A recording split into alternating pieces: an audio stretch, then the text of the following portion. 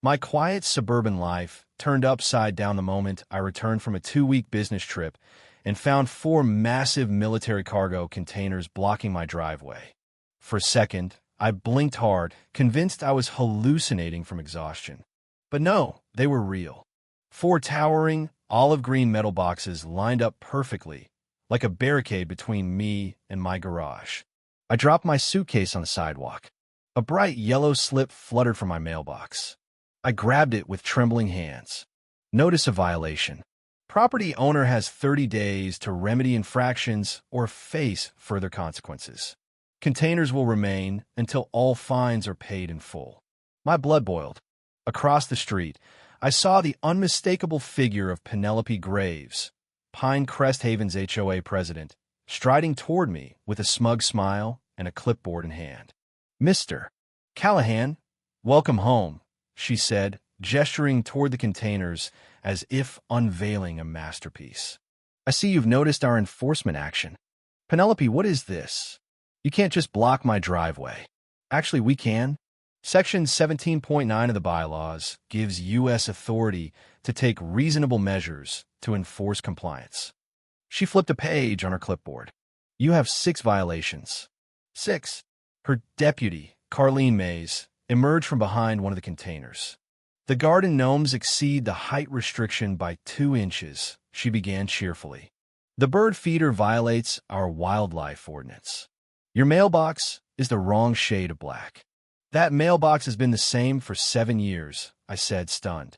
"We updated the acceptable color palette during your absence," Penelope replied.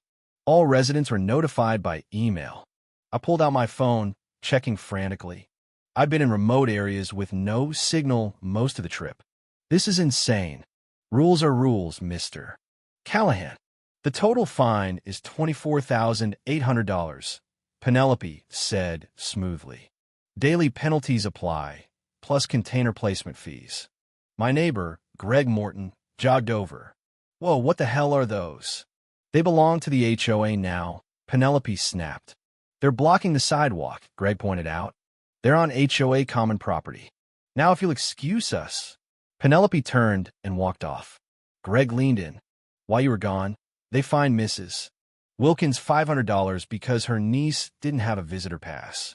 They've gone full dictatorship. Where do you even get military containers?" Penelope's brother works for government surplus. He started showing up whenever someone pissed her off. Yesterday, they measured my grass with a ruler. My phone buzzed. A calendar alert. "First day at the governor's office, 9 a.m. Tomorrow." "Yes, Governor."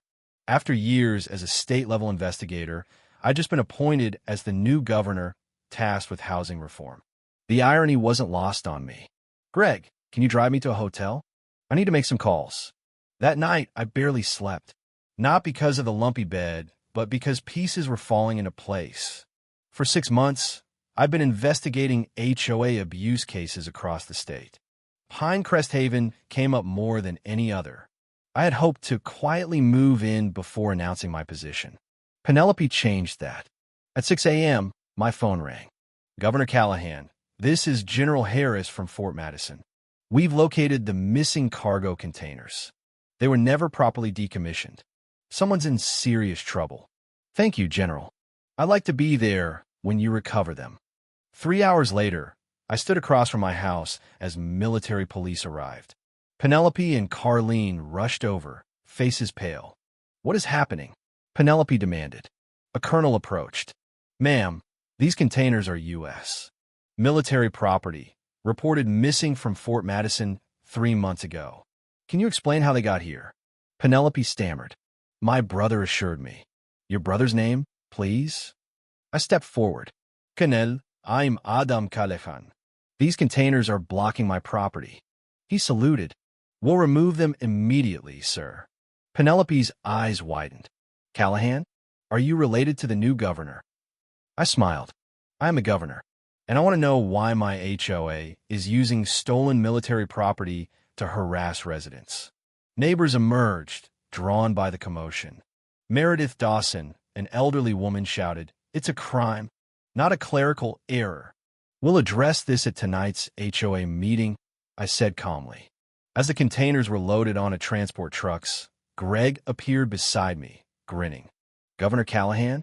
Penelope looks ready to faint. I nodded. It's time for change.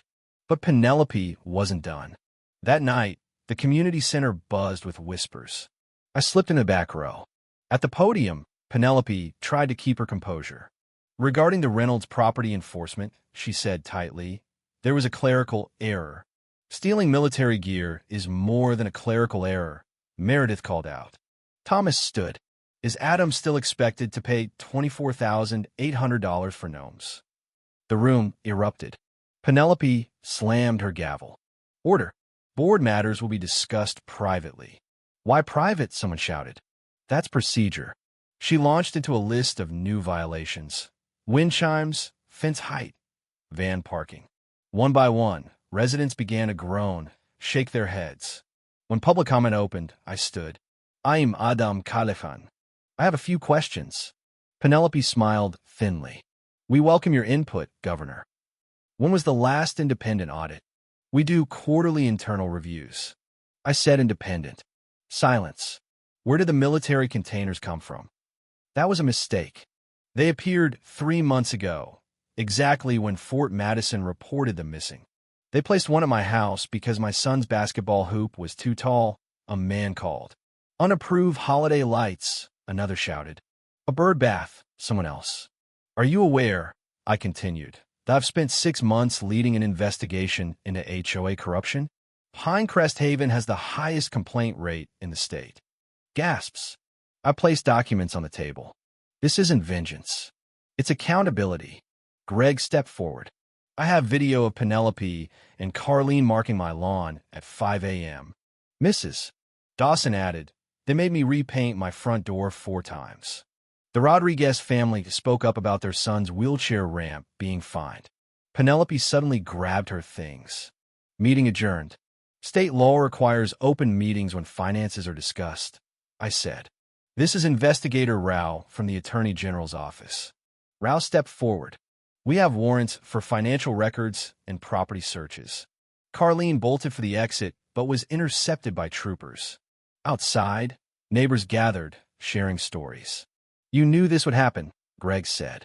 That's why you didn't fight the containers. I nodded. Let them show who they are. At 3:17 a.m., I awoke to shattering glass and choking smoke. My home was on fire. I barely escaped, watching a car speed away. Greg ran to me. I saw Penelope and Carlene right before it started. Then they vanished. Detective Albright arrived. Governor Callahan, you believe this was arson? I know it was. Same women arrested for embezzlement last night? Yes. The fire chief confirmed it. Molotov cocktails. Arson. Attempted murder. By morning, the news exploded. Governor targeted an HOA arson attack. Residents rallied. People brought casseroles, supplies, offers to help rebuild. A lawyer volunteered for reform work pro bono. At that evening's meeting, I stood not as a politician, but as a neighbor. This community has suffered enough. Let's rebuild it the right way. A reporter asked, will you move away? Absolutely not. I came here to bring reform. Now I've lived it. The next day, Penelope and Carlene appeared in court. Penelope pled not guilty. Carlene turned state's witness. Then came the twist. State Senator Glenn Norris slipped into the back. He had fought every HOA reform bill I'd written. Why was he here? Carlene testified. It was a statewide scheme. Multiple HOAs funneled money into shell companies tied to Clearview Development Partners, Senator Norris's firm. This is organized corruption, Investigator Rao told me privately. Draft legislation in Penelope's home bore Norris's letterhead. 12 HOAs. 7 state lawmakers. Millions in fines weaponized for profit. Grand juries convened. Arrests followed. Norris and 4 others were led from the Capitol in cuffs. We called it Container Gate. In a televised address, I introduced emergency HOA legislation, caps on fines, mandatory audits, limits on enforcement, homeowner protections. 6 months later, I moved back into my rebuilt home. My neighbors threw a party. Greg gave me a gift, a garden gnome exactly 2 inches too tall. I placed it proudly at my door. Across the street, Penelope's house sat vacant. A new HOA sign hung at the community center. Pine Crest Haven, serving our community, not ruling it. As the sun set, Greg joined me on the porch. Penny for your thoughts, Governor. Just thinking how strange life is. 6 months ago, I came home to containers. Today, we changed the law. All because one power-hungry HOA president didn't know who she was messing with. Greg smiled. No, Adam.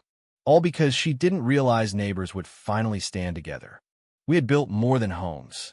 We built a true community. One garden gnome at a time.